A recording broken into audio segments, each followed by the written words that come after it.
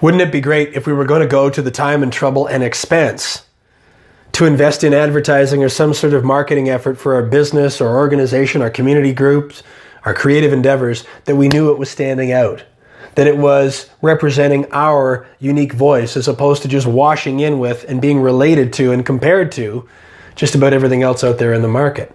That seems like it would be a really obvious thing to want to do.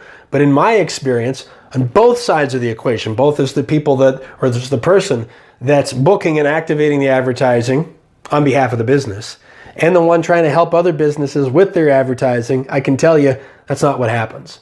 It usually starts with a conversation where the business person tells you all of the reasons why they're different and better than all the competitors in their segment.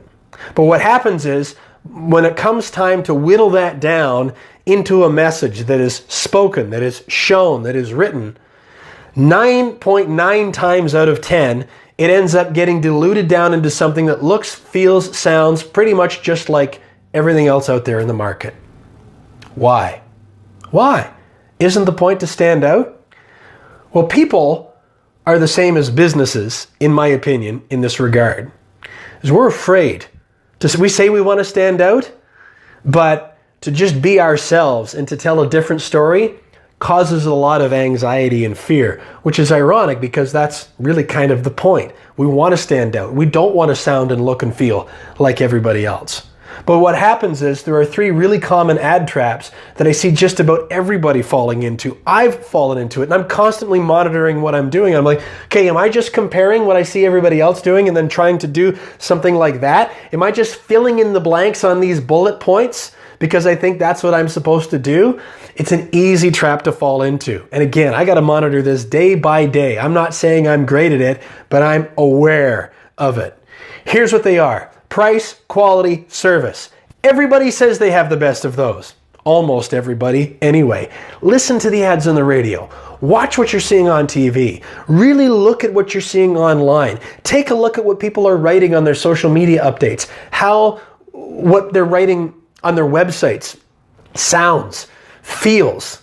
The best prices, the most reliable quality, and the most reliable service. Everybody says they have those things.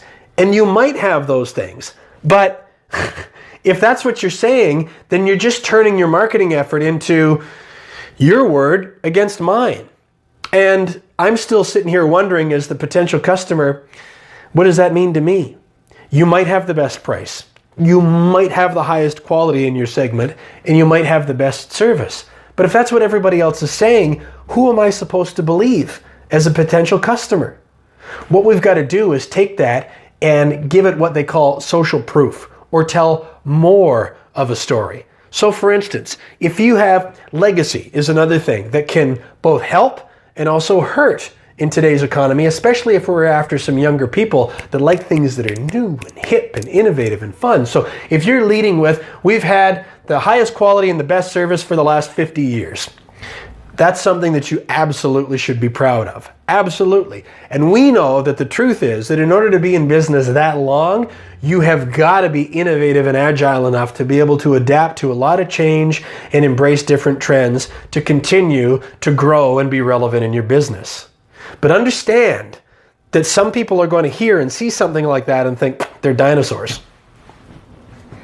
You can get mad about that if you want, or you can tell the story behind it. So related, say, to service. Maybe you've had the best prices, the highest level of quality, and the best service for the last 50 years, which is one of the ways that you've been able to stay relevant. Well, if that's true, how? What's the story behind it?